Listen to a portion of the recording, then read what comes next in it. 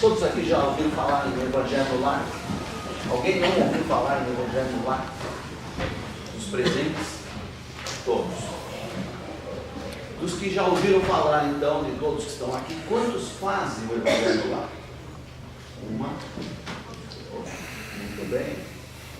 Excelente. Muito bom. Vocês sentem alguma diferença no ambiente da casa? O fato de fazer o Evangelho no Lar traz algum benefício para vocês? Sim. Sim. Que tipo de benefício, por exemplo? Equilíbrio. Um equilíbrio. Ok? Chegar para a união familiar. Sem dúvida. Quando a família participa junto, não é, de atividades como essa, certamente o benefício é muito grande. Né? Nem sempre temos essa possibilidade, né, de fazer o Evangelho no Lar com os outros que moram na mesma casa. Ainda mais aqui em Londres, que muitas vezes moramos numa casa de pessoas estranhas, né, de outras culturas, de outras origens, enfim, que não estão nem aí, né, para a religião, digamos assim. Né? Então a gente faz sozinho, né? O benefício é individual, mas ele existe. E como é que começou então essa prática do Evangelho no Lar? Alguém sabe quando começou? Quando foi a primeira vez? Na casa de Simão Pedro. Na casa de Simão Pedro. Quem foi Simão Pedro? O apóstolo Pedro, Pedro, Cefas. Existe um livro, um pequenino livro da psicografia de Chico Xavier, editado pela Federação Espírita Brasileira, chamado Jesus no Lar. E em Jesus no Lar está essa historinha aqui. O culto cristão no lar. Então é Jesus na casa de Pedro, casa modesta, simples. Pedro era um pescador, não uma família modesta, uma família judaica, não é? E Jesus então começa a provocar Pedro, provocar através de perguntas, não é? Para chegar naquela conclusão que ele espera ensinar, não é? Então, o que faz o pescador quando se dirige para o mercado com os frutos de cada dia? Pergunta Jesus. E Simão, Pedro, escolhemos os peixes melhores. Ninguém compra os resíduos da pesca. E o oleiro? Modela o barro, imprimindo-lhe a forma que deseja. E o carpinteiro? Lavrará a madeira, usará as ferramentas, né? Então, sem isso, não vai poder aperfeiçoar a peça. E aí Jesus dá um tempinho, né, espera para ver como é que está o Pedro, né, como é que o apóstolo está reagindo diante desses questionamentos. E aí Jesus conclui para dizer: assim também é o lar diante do mundo. O berço doméstico é a primeira escola e o primeiro templo da alma. A casa do homem é a legítima exportadora de caracteres para a vida comum. Então, é a primeira escola, né? A gente fala do mundo como uma escola, mas o mundo é um reflexo da casa. Como nós dizemos que a família é a célula máter da sociedade, né? Então, por isso que, mais do que tudo, quando a gente pensa que manda os filhos da gente para a escola, as escolas do mundo, a escola pública, a escola privada, e lá é que ele vai ser educado, estamos profundamente enganados. Porque a primeira escola é o lar, é a casa da família. E quando é que começa a educação do filho, da criança, do espírito que está reencarnando? No útero materno. Recomenda-se que durante a gravidez, né, a mãe, principalmente, né, que está com a criança ali em desenvolvimento, que ela comece a conversar com esse filho, com essa criança. né? É o início do processo de educação, é o acolhimento do espírito, né? Pela mãe, pelo pai, pela família, e aí então se inicia a escola bendita da alma, o espírito no lar, né? E ele vai encontrar ali, ao nascer, né, a família, um grupo familiar, com cujos componentes ele tem laços do passado, sejam laços afetivos, laços de amor, sejam laços kármicos, né, que precisam ser desatados, que precisam ser resolvidos, questões, problemas muitas vezes criados em comum no passado, não necessariamente na mesma relação mãe e filho, mas podem ter tido outros tipos de ligação afetiva ou de interesses, não é? Criado problemas para si mesmos e agora voltam para tentar resolver o problema. É por isso que dificilmente vamos encontrar uma casa, vamos dizer, absolutamente, ou uma família absolutamente harmoniosa. Sempre haverá problemas, né? Num mundo como este, no nosso nível de evolução, sempre vamos encontrar problemas. E muitas vezes, quando nós achamos que o outro é que é o parente problema, o problema somos nós, né? Só de pensar assim, já nos revelamos um problema.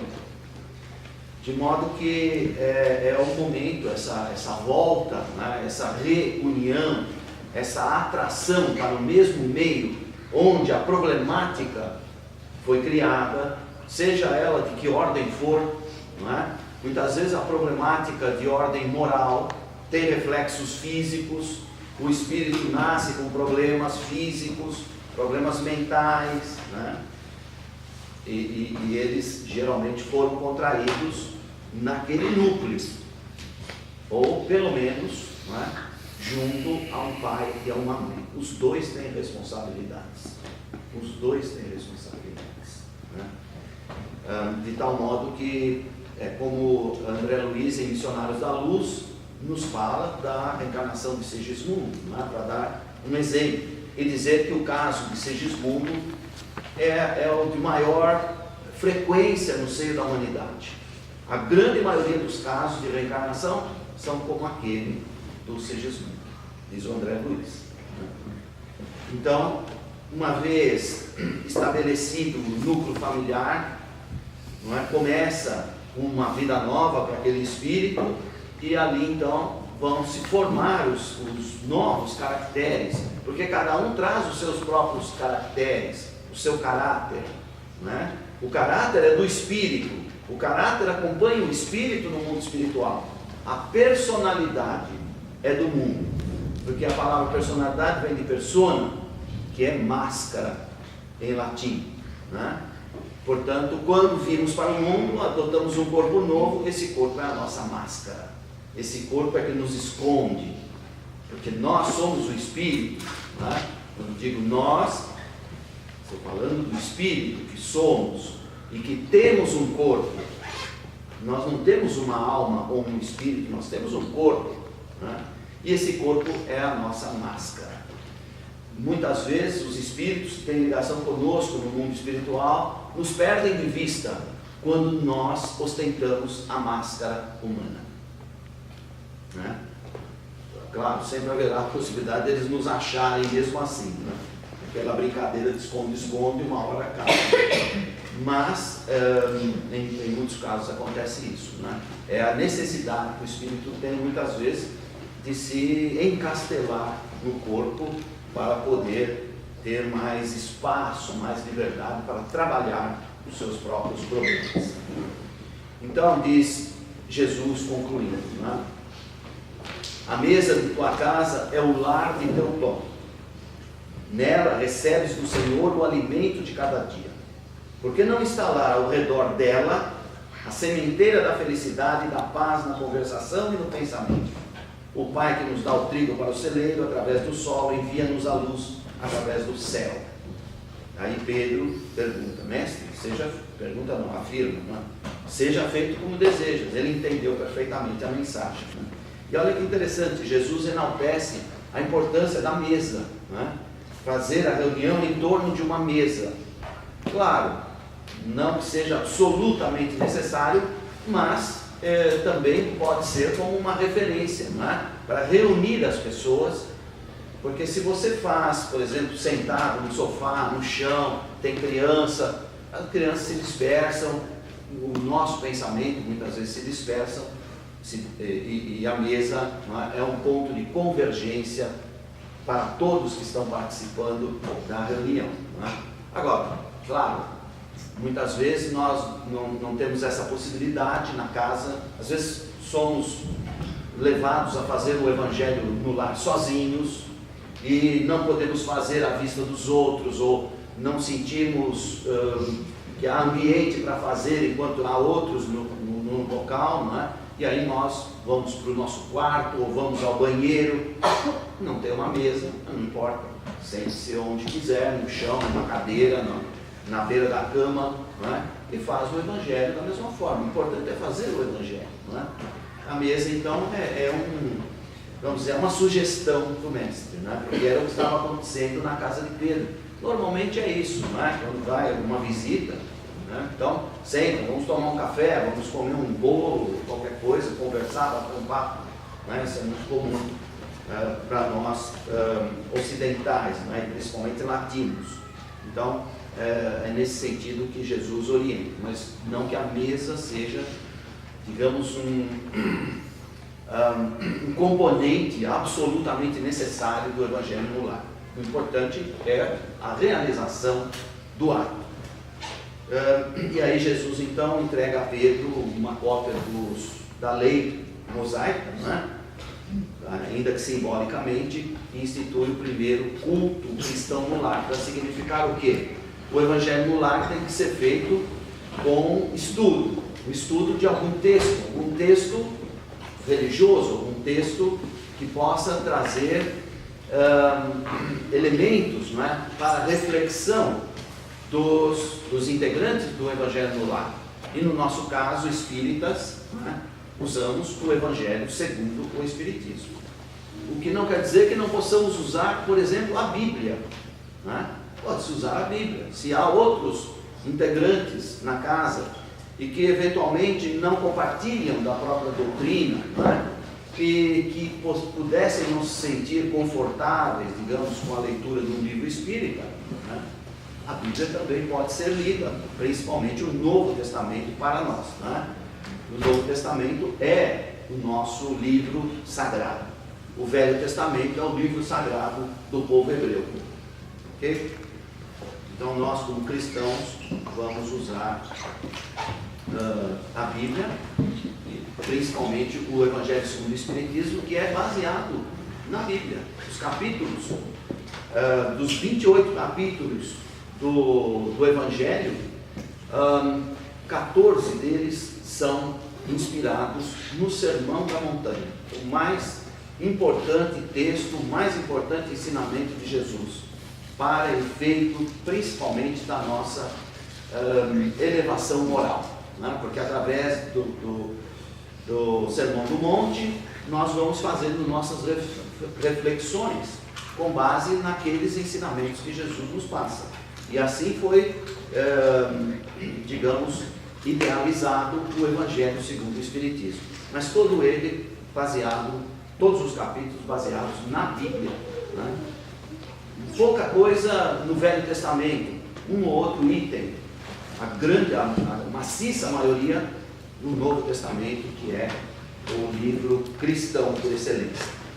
Então, como é que vai fazer o Evangelho no lar?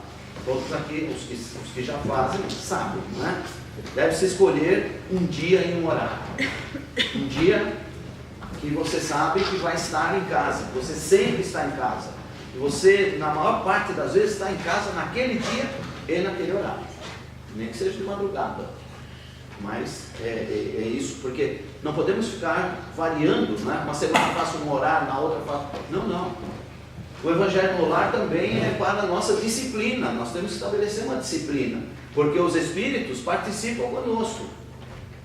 E eles não podem ficar sujeitos às nossas variações, né, de tempo, de humor.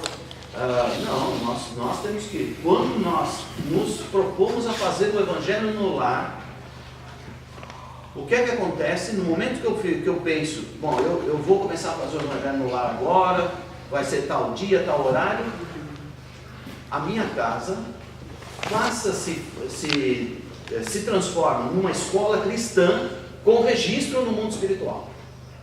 E no registro está lá o dia e o horário que funciona. Então os Espíritos que vão participar conosco, que vão nos dar suporte para a realização, vão olhar na ficha lá, em termos, né? E vem naquele dia, naquele horário. Se você não tiver, azar seu, problema seu, né? Mas você assumiu esse compromisso. Porque quando nós fazemos o Evangelho no Lar, nós também não estamos só nos beneficiando a nós mesmos. Outras pessoas, outros espíritos são beneficiados.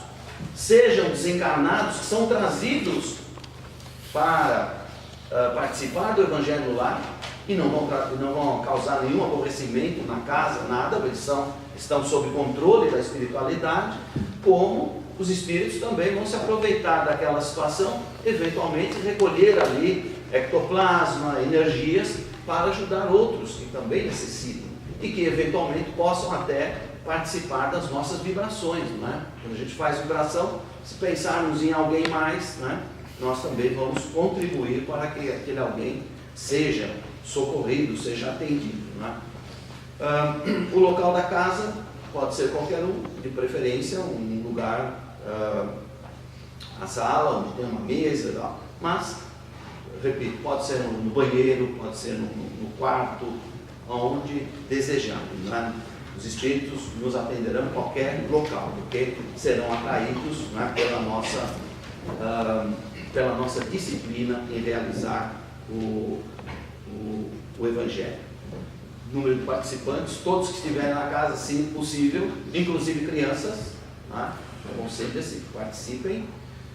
E se não houver essa possibilidade, façamos sozinhos, o benefício será o mesmo e maior para nós que fizermos o Evangelho, né? E o tempo de duração, aconselha-se que se faça no tempo de 20 a 30 minutos. Também não podemos ficar prendendo os espíritos, né, 1 hora, 2 horas. Eles têm mais coisas que fazer, não é que atender só a nós, né? Então 20 minutos, 15 minutos, 20 minutos é suficiente, né? Mas é para fazer bem feito, para nós fazermos uma reflexão, né? E podermos ter proveito daquilo, né? Então esse é um tempo médio razoável. Depois, como é que começa o Evangelho no Lar? Com uma prece, né? Começamos, nos sentamos todos ali e vamos iniciar então a reunião fazendo uma prece. Qual é a prece? Uma prece simples e espontânea. A prece do coração, que vem lá de dentro. Não precisa ser prece decorada, conquanto muitas vezes nas atividades espíritas nós usemos o Pai Nosso, que foi a única prece que Jesus nos ensinou como um exemplo, né? Como um exemplo. Há outras preces católicas, cristãs, né? Mas é preferível que a gente faça uma prece que vem na mente, naquela hora, espontânea, vem lá de dentro. A gente fecha os olhos, pensa, não precisa ser longa, não precisam ser muitas palavras, né? Uma prece em que fazemos a conexão com a espiritualidade. E aí em seguida, alguém dos presentes, ou o único presente, faz a leitura do Evangelho segundo o Espiritismo. Claro, já disse, podemos fazer com a Bíblia, pode-se fazer com outro livro espírita, né? E os livros espíritas são muito adequados para isso, porque eles são autoexplicativos, né? As lições, principalmente de Emmanuel, a série Fonte Viva do Emmanuel, tem os 4 livros, Fonte Viva, Pão Nosso, Caminho, Verdade e Vida, e Vinha de Luz. Esses 4 livros praticamente abrangem todo o Novo Testamento, né? São 720 capítulos, 180 capítulos em cada livro.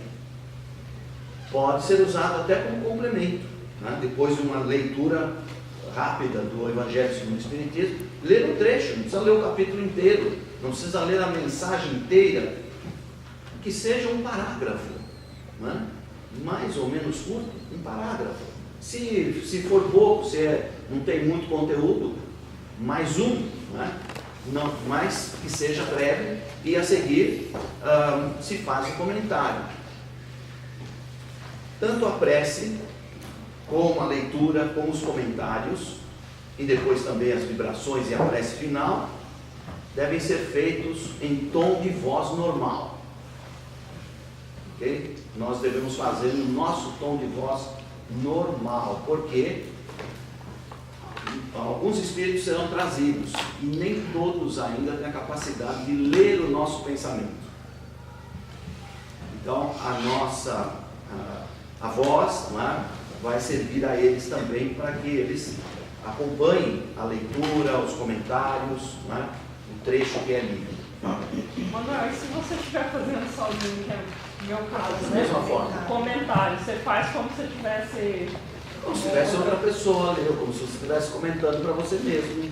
Faça o comentário, porque o comentário é importante, porque vai refletir o que nós entendemos realmente, não é? E se a gente fica só na leitura, fecha o livro, já passa... Não, faz o comentário, porque isso é bom para nós, principalmente em primeiro lugar, para ver a que nível nós entendemos aquilo. E quando temos dúvida, podemos também na casa espírita tentar tirar essa dúvida. Fala, Adriana. Não, é que essa parte foi muito difícil para mim, porque eu tinha muita dificuldade de falar sozinha. E teve uma casa que eu morei que o pessoal ficou assustado. Eu ficava ouvindo eu falar, sabe? Mas agora eu já... Mas foi muito complicado, porque quando eu estava falando, eu não conseguia falar assim normalmente, sabe? Mas a gente acostuma. Não podemos dar bola para a torcida. Porque eu falei, a gente acha que não está falando para ninguém, né? Está falando para mim, parece que veio. Por isso que o estudo da doutrina espírita é importante, que a gente vai entender tudo isso, os bastidores do trabalho, mesmo que seja o trabalho mediúnico na casa espírita, né? O trabalho do passe, o evangelho no lar, a gente com o conhecimento espírita está vendo, entre aspas, o que é que está acontecendo nos bastidores. A leitura do Evangelho, é certo a gente ir do início ao fim, ou a gente abrir aleatoriamente? Bom, em primeiro lugar, claro que nós podemos fazer o Evangelho todos os dias. Todos os dias eu posso ler um trechinho, né? O Evangelho no lar basta uma vez por semana. O ideal é que, como o Evangelho no lar é praticamente uma escola, a escola de Jesus, onde ele é o mestre, não é? E o Evangelho é um livro didático, e nós somos os alunos, os aprendizes, o ideal é começar desde a primeira página, aliás, desde a capa. Tem umas edições novas, tem uma capa bonita até. Você pode começar pela capa, né? Que vem aquela inspiração, mas enfim, desde a introdução, ou do prefácio, enfim, é importante, não é? Porque se é uma escola, se é um livro didático, o que é que você faz na escola? Você leva o livro na escola e abre em qualquer página? Desde o início. Não é? É desde o começo, tem uma sequência lógica, didática, não é? Então o Evangelho no Lar deve-se preservar esse roteiro de estudo, não é? Desde o início. Porque desde o início o Evangelho tem ensinamentos importantes, muito importantes. Então, feito isso, não é? Temos as vibrações. O que são as vibrações? É um trabalho que a gente faz onde nós estamos doando, não é? Antes, nós estamos recebendo, né? Através da prece, através da leitura, através dos comentários, nós estamos recebendo alguma coisa. O trabalho de vibrações é um trabalho de doação. Estou doando, não é? O que? Estou doando amor, porque estou desejando bem a outros indivíduos, à humanidade, enfim, pessoas que estão com problemas, enfermos. Há um roteiro, normalmente vocês encontram até na internet, né? Roteiro das vibrações do Evangelho no Lar. Tem lá. E aqui nós trouxemos um roteiro. Olha, em geral, as vibrações do Evangelho no Lar são feitas de modo genérico. Em geral, elas são genéricas. Vejam bem. Pela fraternidade universal, paz e equilíbrio da humanidade, governantes e legisladores das nações, isso é importante nos dias de hoje. Espíritos que estão reencarnando, trabalhadores do bem, implantação e vivência do Evangelho, pelo lar. Uma vibração em branco, quer dizer, a gente fica quieto naquela hora, não, um minutinho, até menos, 30 segundos, quieto, só de olhos fechados, né? E essa energia, nesse momento, que não está relacionada a nada, né? Tem um caráter de mais pureza, digamos assim, e os Espíritos vão levar onde houver mais necessidade. E para que Jesus abençoe nossa família, amigos e tal, sempre de um modo genérico. Pode-se fazer, evidentemente, a vibração por alguém em particular, alguém na família que não está bem, que está doente, né? Alguma problemática mais difícil. Mas sempre para a família e principalmente para quem vive na própria casa. Não é aconselhável que nós fiquemos fazendo vibrações, com todo respeito, não é? Para pessoas que não moram na casa, não vivem na casa. O que é que a gente faz quando ora por alguém ou quando faz a vibração? Nós estabelecemos uma ligação mental com o outro. E não só com o outro, mas com os espíritos que estão envolvidos na problemática do outro. Por isso, muitas vezes, eu tive essa recomendação na Federação Espírita de São Paulo. Ao invés de você pegar, por exemplo, um papelzinho que alguém te dê lá na sua casa, com nomes, dá para você levar isso aqui para a casa espírita para mim? Não é recomendável. Porque na hora que você se apodera desse papel, você está se conectando indiretamente com toda a problemática das pessoas que estão envolvidas no papel. Então, se nós vamos à casa espírita, o ideal é que, em chegando na casa espírita, que está toda ela isolada, né, toda ela protegida, ali sim, nós, se tivermos uma boa memória, nós vamos escrever no livro, né, de memória. É diferente. Agora, se eu já venho com o problema da minha casa, venho da rua, né, há sempre algum risco. Mas não significa como os Espíritos pedem para que a gente faça oração por esse, por aquele. Então a gente vai fazer a oração quando, então, nesse caso? Na casa espírita. Então, em casa você não faz oração por desencarnados, por obsessores, por nada? E genericamente sim, mas não para algum em específico, em especial. Mas Essa é a recomendação que eu recebi na Federação Espírita de São Paulo. essas vibrações, então, que são ditas para fazer quando se faz o Evangelho? Para cumprir? Como? Essas vibrações que se pedem Sim. são para fazer quando Depois se faz que- o Evangelho Depois em que casa? Pode-se leu o fazer? Evangelho, depois que fez os comentários, as vibrações. Aliás, aqui tem um roteiro completo, você pode até sintetizar isso, né? Mas em geral, e tem roteiros ainda muito mais extensos que esse.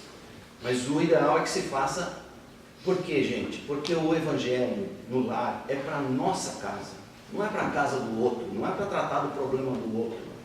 É o nosso problema, é o problema da casa. O Evangelho tem como finalidade higienizar o ambiente da casa. Se eu começo a trazer problema de fora, é como, por exemplo, uma pessoa estranha, um amigo, passar a frequentar o Evangelho no lar nosso. Ora, ele pode assistir, não é? Para saber como é que funciona e tudo mais, mas não deve ser assíduo, porque depois que ele aprendeu, ele vai aplicar isso na casa dele, porque senão ele está trazendo o problema dele para dentro da minha casa. Problema espiritual. Tá? Então, é sempre uma questão de cautela, de vigilância. Tá? No meu caso, eu não tenho casa aqui, né? Eu tenho 3 casas e não tenho nenhuma. E eu faço o evangelho na casa da minha filha. Então, e daí como que fica? Estou levando meu problema para a casa dela? Você é parente, não posso ir sempre, você é mãe né? dela, por qualquer razão. Você pode convidar, deve até convidar, né? Mas não que se estabeleça um regime de frequência ao evangelho no lar, porque a pessoa vai trazer o problema dela para ser tratado na sua casa. Então, isso é que não é recomendável. Sempre uma questão de cautela e vigilância, né? Doutora, quando uma pessoa te procura assim, um amigo assim, que está com problema assim, que você quer ajudar, assim, você não pode fazer uma oração por ele, então, na tua casa? Oração pode. Sim, você faz uma oração, né? Naquela hora, naquele momento que você é solicitado. Mas o evangelho no lar ele tem uma, vamos dizer, uma natureza diferente, né? O evangelho no lar. Agora, se a pessoa vem te visitar no dia do evangelho no lar, convida para participar. Isso é diferente, né? Mas nós temos que ter cuidado, vigilância, como disse Jesus. Vigiai e orai. Primeiro, vigilância. Pode-se colocar água para fluidificar, não é necessário nem obrigatório. Pode, aliás, é bom até colocar, né? E se há alguém que está com algum problema de saúde na casa, pode. Você pode colocar uma jarra, depois dividir com todo mundo, ou então fazer copinhos individuais, né? Principalmente se há uma pessoa com algum problema, aquele copinho especial para ela. Todos podem participar e cada um deve assumir uma tarefa, uma parte do evangelho. As crianças, principalmente com livros de crianças, livros espíritas, infantis, sempre bom e recomendável, não é? Porque ela não vai entender a linguagem do evangelho no lar, ou do evangelho segundo o espiritismo, mas o livro infantil sim, não é? Amigos, já falamos, as visitas que chegam na hora, um telefone que toca, não é? Atende e diz, olha, agora eu vou fazer a minha oração, depois eu ligo para você. Pronto. Outros livros para leitura, evitar polêmicas e temas não edificantes, não transformar o evangelho no lar, não é? Num campo de batalha entre as pessoas que estão presentes, que de repente têm problemas entre si, não é?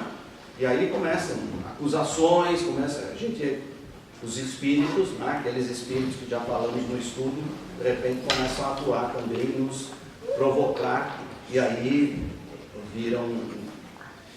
transformam o evangelho no lar, né? Num palco de disputas. E no caso de viagem, né? Suspende o evangelho no lar durante a viagem, que é para o lar, é para casa, não é para o hotel onde você vai, mas você pode levar o evangelho e fazer uma oração, até no dia e no horário que você costuma fazer na sua casa. Então, Mas tem que avisar? é bom avisar, porque os espíritos também contam com a nossa parte, nós estamos que estar atentos a essas coisas, não é? Na última vez que eu vou fazer, na semana que vem eu vou sair, então aviso, né? Peço a paciência aos bons espíritos, né? Que vou ficar ausente por tanta semana, mas quando voltar retomo e tal. E não transformar o evangelho no lar em sessão mediúnica, se tem algum médium dentre os presentes, não é? Que não dê passividade, que não deixe que os espíritos se manifestem. Por isso é que tem a escola de educação mediúnica na casa espírita, para a gente aprender a controlar essa situação, porque senão, não é? O evangelho no lar é para a higienização do lar, não para fazer sessão mediúnica, para receber espíritos, para receber mensagens, não é? É outro motivo de cautela e vigilância. E falar sempre em tom normal de voz. Ok? Se houver alguma dúvida depois da reunião, já passei 5 minutos do horário, então não se preocupe.